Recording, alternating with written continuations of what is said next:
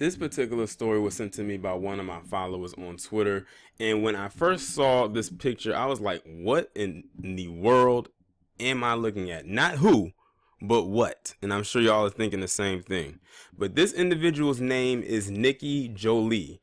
And this is a person who was born a woman, but has or is transitioning into a man.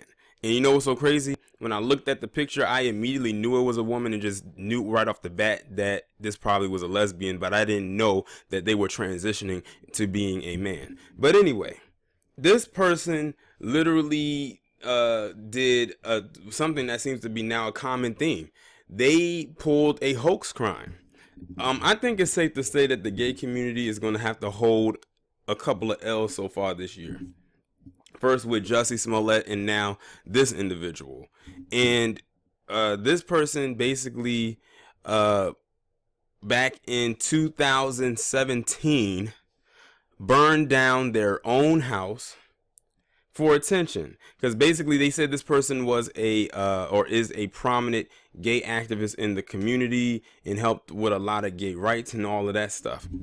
And they said that there was this anti-discrimination law or bill that they put into motion, and they felt that it wasn't getting that much attention, so they felt, let's speed up the process and let me just burn down my own house and say that it was a hate crime. This person ended up losing their entire home, and they also lost some pets in the process. So I guess in a way they figure, hey, it's a sacrifice that's willing to be made, and for the greater good of that community. Only now it's pretty much backfired on them, because after they started to do investigations, they said that the paper trail ended up leading right back to this individual. Now, I wonder, are they going to blow this up in the media the way that they blew up the Jussie Smollett thing? My guess is probably no. And I'm going to give you 3 reasons as to why. 1, this person is not famous. They'll get some notoriety now because of what they did, but Jussie Smollett was an actor / singer. Number 2, this person, of course, the obvious, is white. At the end of the day, they're white. Number 3, this person, while they're transitioning into a man, was still biologically born as a woman. So they're going to take that into consideration. The only thing that this person and Jussie have in common is that they were both part of the LGBT community. That is it. But they're probably going to be more lenient towards this individual. Let's see if there's any additional information, stuff down here that I could go for. It says,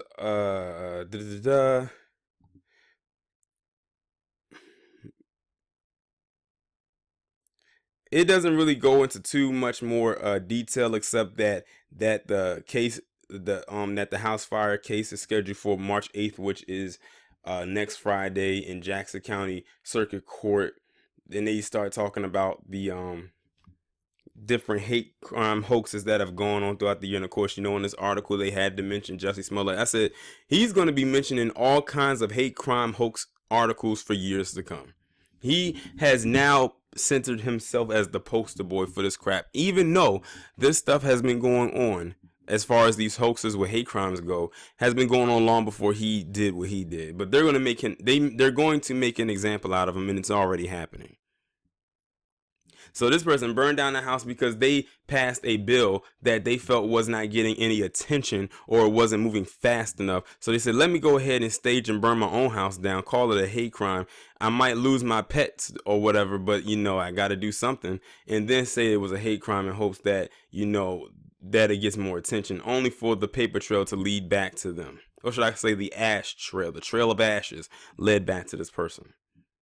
What a dumbass. Now the insurance companies, they ain't gonna pay for it. Now that they know that it was all a hoax.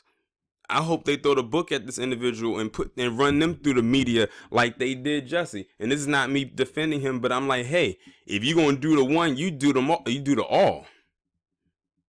This almost reminds me of a story Harvey talks about every now and then on his channel, where you had the white lesbian who was the waitress at the at this restaurant, I think it was in Jersey, who was giving this bill to this black couple, and then when they said they got the ticket back, they went and said that this couple or one of the people who whether the man or the woman had wrote fag or something to that effect on the receipt, and tried to pin it on them and say it was a hate crime, only to find out it was the waitress who did it.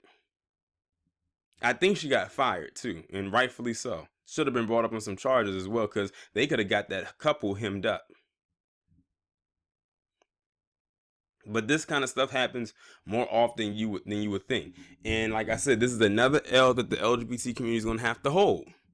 And it's going to now it's going to make it even more harder for them to prove that hate crimes happened against them. We already know what it's like when it comes to us. But for them, it's going to be even more harder, because now they are 2 for 2. Y'all let me know what you think of 2 for 2 in the same months, by the way. Y'all let me know what y'all think about this down in the comments. Like, share, subscribe. I will talk to you in the next one.